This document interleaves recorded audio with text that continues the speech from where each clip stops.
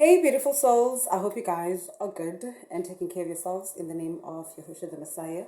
I just came from a jog and a short exercise in between, hence I look like this. And this is the only time I have available today to do this video. If I don't do it now, then I know I'm not going to get a chance to do it. And I've been meaning to share this.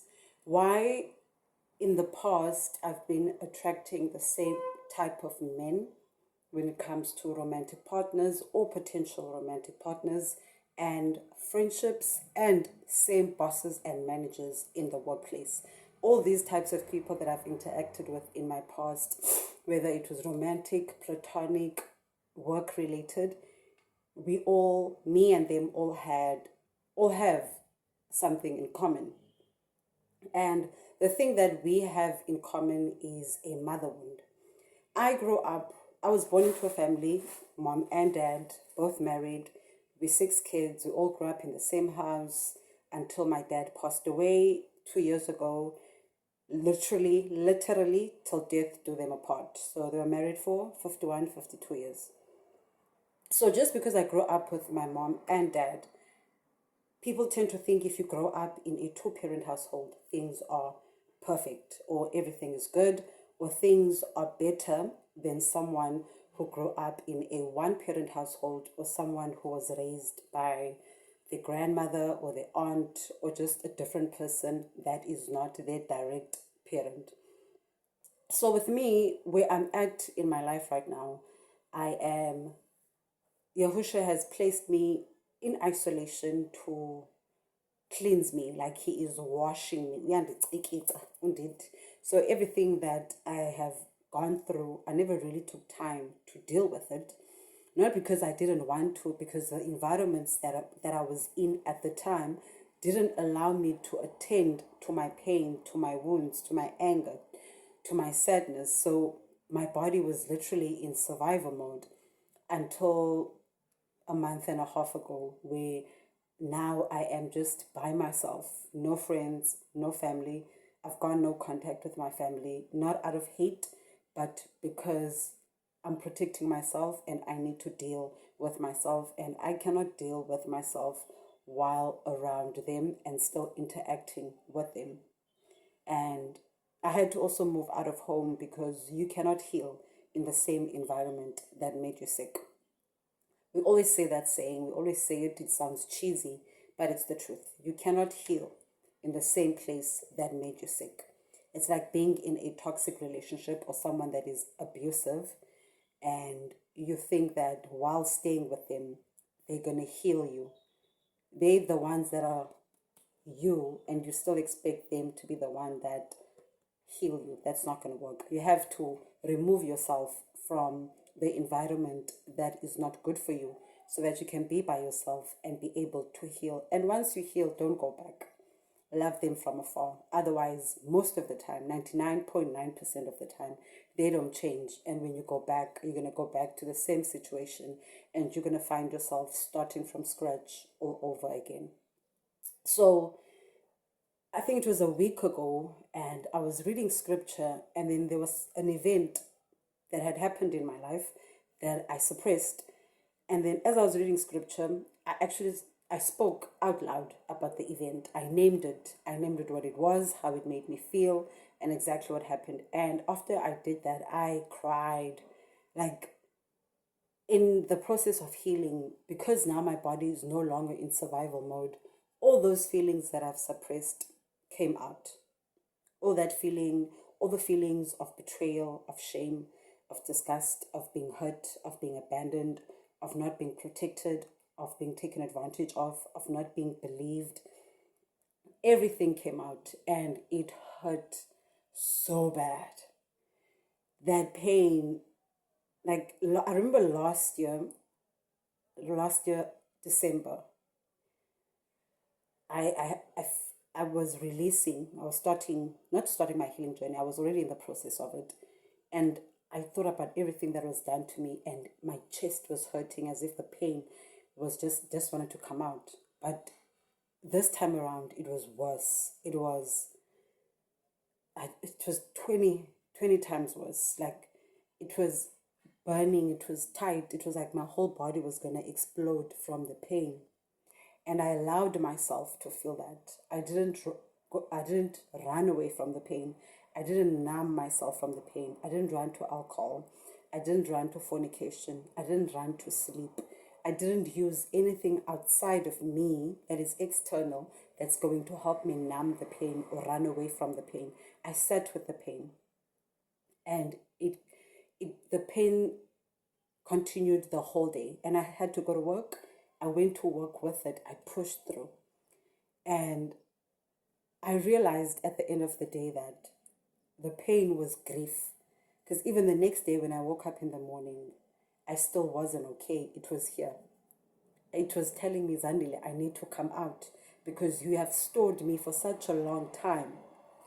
And then it hit me the next day that all these people that I've interacted with in my past, they have a mother wound. And the reason why I also know that I have a mother wound is I had a dream from Yahusha about 2 weeks ago. And in the dream, I was just standing there, my whole body standing there, and Yahusha's voice said, your body inside is rotten because you are holding on to this person in your heart and you need to let her go. And then I was confused. I was like, who's this person? And then a picture, literally a picture of my mom, showed in my heart. So I'm in the dream watching my body with a picture of my mom in my heart and the voice of the Messiah saying, your body is rotten because you're still holding this person in your heart and you haven't forgiven her. And I woke up and I kept that dream in my mind, and then I went through what I went through last week, and then it just clicked that I knew that my mom had hurt me, but I didn't realize how deep the wound was because I had suppressed it for such a long time. And in having that mother wound, all the people that I attracted were people who also had a mother wound. My mom fed me, she raised me, she taught me the Bible, she and my dad, her and my dad, whatever. And she sent me to school. She did the things that, the basic things a parent needed to do. But at a very young age, I was child number 5, the youngest girl. I became my mom's emotional support system at the age of 8. At the age of 8 years old, I was my mom's emotional support system. Every time she went through something, as I was not an adult, I couldn't give adult advice, but I gave her emotional support. I took on her pain. And I grew up always doing that. And in doing that, I put my feelings aside and I always made sure that she came first. If she says I must do this, I did it. If she said I must be a good girl, I was a good girl. Everything she said I must do, I did. Because I always just wanted to make her happy. Because my mom was not happy. She still isn't. Not because she doesn't want to, but she's holding on to a lot of anger and unforgiveness because of how she grew up. And I took on the role that my role in life is to make my mom happy no matter what. So everything I did in life, primary school, high school, growing up, into my teens, into my 20s, my number one aim in life was to make my mom happy. And I became who she wanted me to be. And then in my late 20s, I got my spiritual awakening. I started wanting to understand who am I, not who my parents want me to be, not who my mom wants me to be. Who am I? Ngubani untombi Zandile. So I started just exploring things, and my mom didn't like it. And also because I was going through so much pain, I was going through a lot of things in life. And I got to a point in my early 30s where I was like, I want nothing to do with people. my mom started to hate me. Well, she still hates me because I no longer now was the person she wanted me to be. I was allowing myself to be who the Messiah created me to be. I was figuring that out. I'm still figuring that out. Now, because I stepped out of the image of the role that my mom had placed on me, now I am her enemy. My mom hates me so much. I'm going to give you two examples, just two of the many things that made me realize my mom hates me. The first one, I was exercising, I was still staying at home at this time, and I was exercising outside of the house, on the street, but literally by the house. And then as I'm doing my exercises, the kids in the street started throwing me with stones. And then they ran to this other neighbor and were hiding in that neighbor's house. And when I called the kids to come out, they didn't come out. Then I asked the other kids in the street if they can call those kids to come out. And then the kids went to go call them. They came back to me. They were like, no, the woman who stays in that house is hiding those kids in her house. She doesn't want those kids to come out. Mind you, this woman, she's an older woman, younger than my mom, but very older than me. She saw these kids throw me with stones, didn't reprimand them, actually enjoyed watching those kids throw me with stones while I was exercising. But I understand why she did that. She's a witch. That I know. She's one of the witches in my street who was part of the spiritual warfare that I was going through when I was staying there. And then I lied. I said, tell the kids that my mom is calling them. So one of the kids went, told them my mom is calling them, then they came out. When they came out, then I gave those kids a hiding. I was like, don't ever do that again. It's wrong to throw someone with stones. So as I was giving these kids a hiding, the woman now who was hiding these kids comes out, starts shouting at me that I shouldn't hit those kids. They're just kids. And I'm like, you were there. You watched them throw me with stones and you laughed. And then you hid them in your house when I called them. And then my older sister came out because there was a back and forth argument. Now, let me tell you, as I was having an argument with this lady, I looked into her eyes. Her eyes, her whole eyelid, this part of her eye turned completely black. Sorry. Turned completely black. And I looked her in the eyes and I said, I'm not scared of you. And I said to her, I'm not talking to you. I'm talking to the demon inside of you. Your eyes are completely black. The evilness in you is showing in your eyes. I'm not scared of you. And then she was like, if you want to hit me, hit me. I said, I'm not going to hit you. You're an elderly person when it comes to me. I'm not going to hit you. I don't fight, but I'm not scared of you. And then my older sister came and she broke the argument. And then she took that lady aside because obviously my sister's not on my side. And I went into the house. When I went into the house, my mom asked me what's happening. And then I told her. And then she's like, no, you shouldn't do that. She took the lady's side. And I asked them, like, why are you taking her side? I was the one who was done wrong.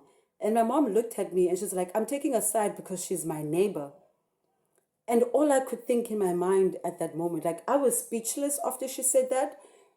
But as I was speechless, in my mind, I was like, but I'm your child. I'm the one who's done wrong. You're taking the neighbor's side. That's when I was like, no, man, this woman doesn't like me. Like if I had a child and that happens to my child, I'm taking my child's side. My child is being thrown with stones. She's defending herself because she was thrown with stones. And I'm not going to take her side? Nah, my mom hates me. That clicked for me. Second thing that happened. We were having a back and forth argument with my mom. She was texting me, telling me, like, just trying to make me feel guilty. She was doing the whole emotional manipulation, abusive thing that she's always done since I was a child, which I used to fall for when I was young, but I no longer fall for it. And she said to me, I didn't even want to give birth to you. It's just that the contraception didn't work.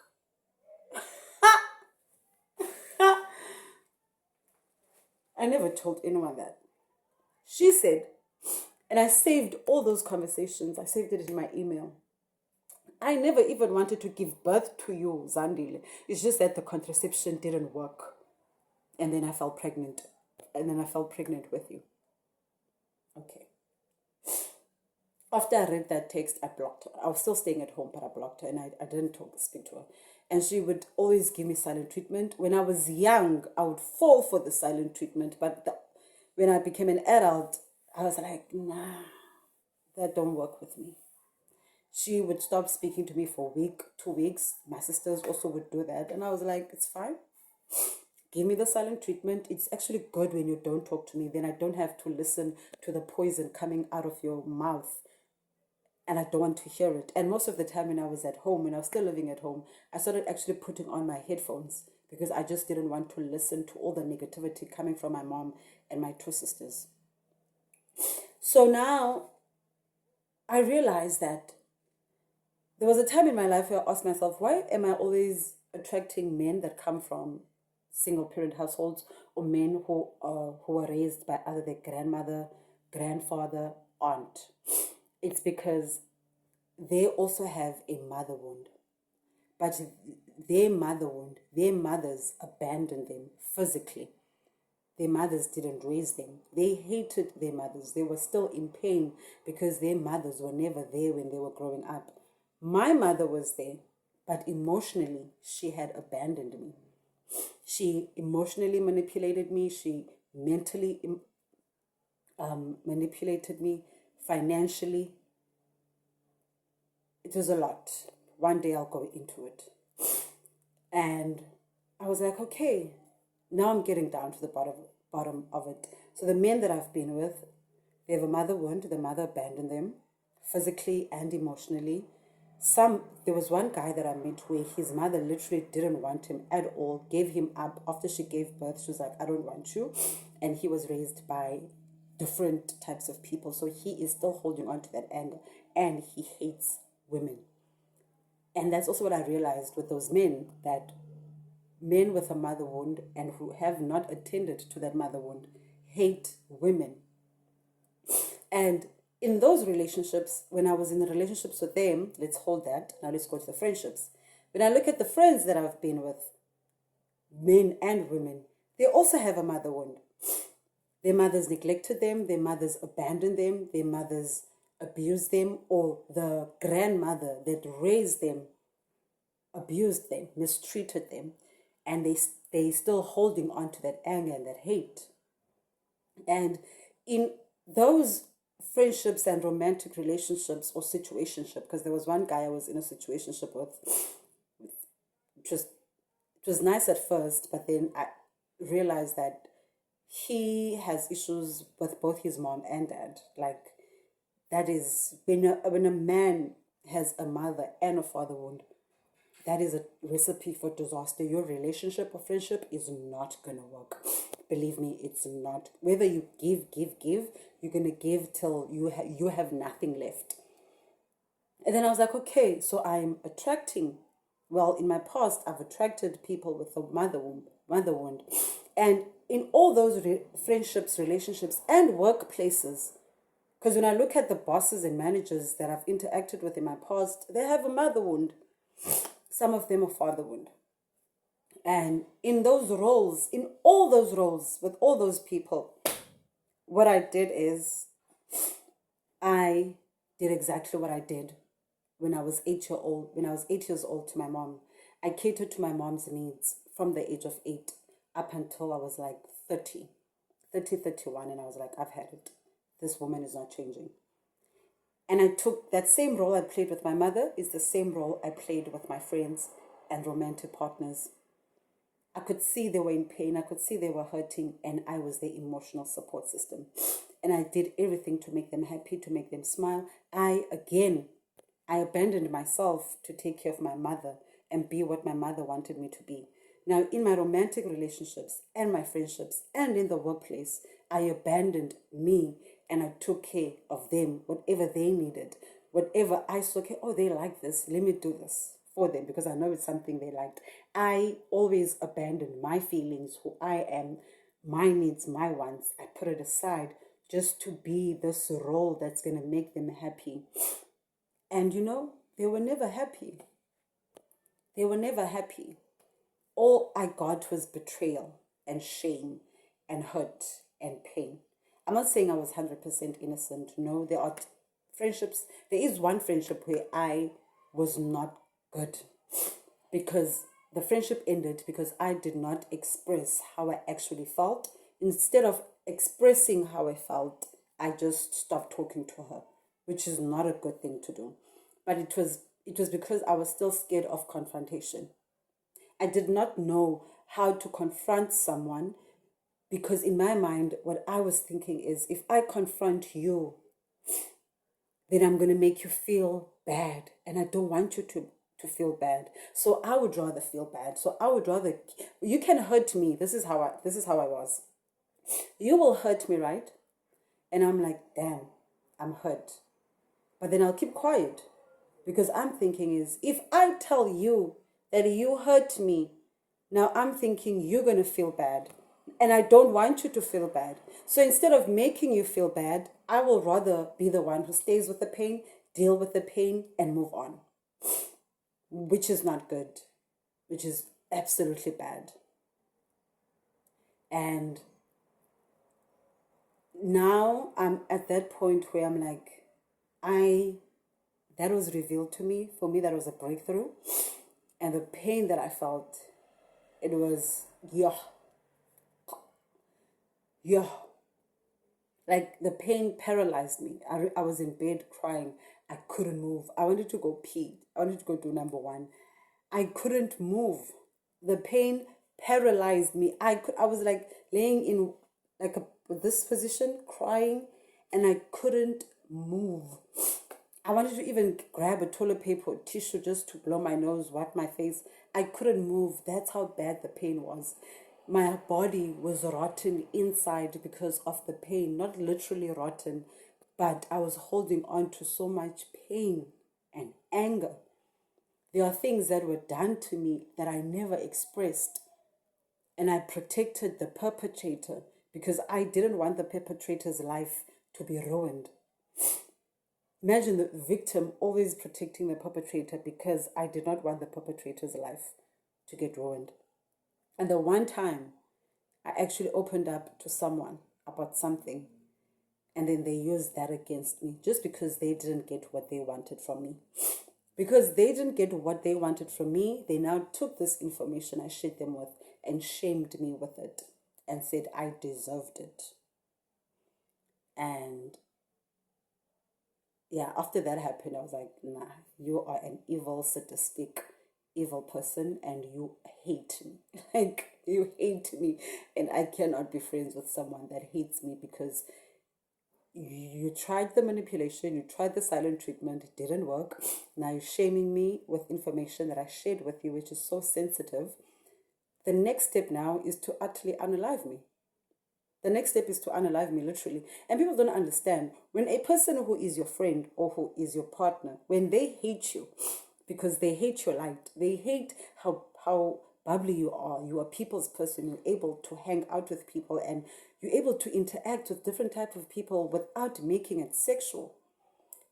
They hate that because you are authentic, you are genuine, you are real, and they want to get rid of it. They don't even want it for themselves. They want to get rid of it. So to get rid of your light, they have to get rid of you. So when you realize that a person hates you, leave. Leave. So that's a realization that was my breakthrough in my healing journey where I'm at in life, is that the mother wound that I was showed in my dream by Yahusha, and that wound is what has made me attract all these people in my past. All these people in my past are different. Some of them don't even know each other, but they all have one thing in common. They all have a mother wound. And when it comes to the men that are romantic partners and friends that I've had, their mother wound is so bad to a point where they hate women. They date women. They sleep with women. they go on dates with women, but they hate women. And I'll do a video breaking down exactly how their minds work when it comes to how they view women.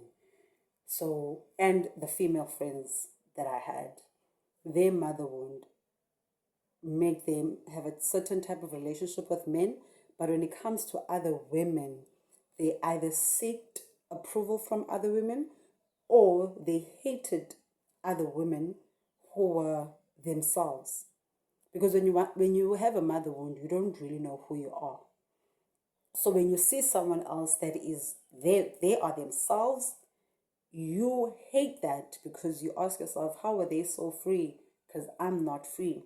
So because I'm not free, I'm gonna make sure whatever I do to you, I take your freedom away from you. That's what happened to me with the female friends that I had. So that was my breakthrough. That's what I wanted to share. That sometimes, like I made a video on my TikTok, that people think that no, I always attract the same person. It's not just looks. It's not just money, or you earn more, they earn less, or you earn less, they earn more. Stop looking at the superficial stuff as to why you attract the same type of people. I had one lady on TikTok saying that she always attracts young men. And I'm like, there's a wound there. There's something going on there as to why you are always attracting younger men, or younger men always want you. Don't look at it in a physical, because the physical is blocking you. You need to dig deep. So that was my breakthrough. That all the people that I've interacted with in my past, what we had in common was a mother wound. And there's other stuff that we had in common, but for now I'm just focusing on that. And for me, I've never hated my mother, but I never allowed myself to deal with everything she said and done to me, because I was like, okay, I'm strong. Because since I was 8, I always had to be strong for her emotionally and mentally. So growing up, every time something bad happens to me, I'll be like, I can handle this. I'm the strong one. I can take this. That is wrong. That is unhealthy. And I don't want to be that person anymore. Now, when something happens, I talk. If someone does something, I'll be like, hey, dude, you said this. I don't like that. And I say it without feeling bad. Because now I'm learning to protect myself. Because I never protected myself. Now I'm learning to do that without feeling bad. I'm learning to be able to protect myself. And even if you feel bad, I don't care. And I don't care not because in a bad way. It's because you hurt me. You are doing something that is hurting me. So now I'm standing up for myself and telling you, look, what you are doing or what you are saying to me, I don't like it. It is hurtful. Stop it. I'm going to say it in a way that is not rude. Let me put it like that. And if you feel bad about it, that's on you. It's up to you to be like, oh, Zandile, I didn't realize that that's hurting you. I'm sorry. Or what I get most of the time, people start defending their behavior.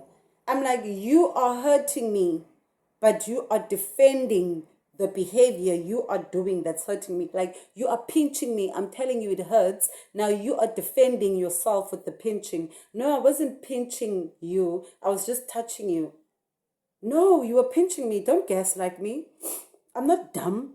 I'm not 3 years old. I know what you're doing. So, yeah, that's where I'm at. That's where I'm at. That's where I'm at. And I hope this video reaches someone who will understand or take time to understand why you also keep attracting the same type of person, the same type of people. Different people, but same problems, same patterns, same behavior, same words, same sentences, just living in a loop. And Yahusha is opening my eyes, like he's cleansing me, he's cleansing my mind, my heart, my soul, my body. And he's allowing everything to come out because I've been holding on to it for too long. And yeah, take care.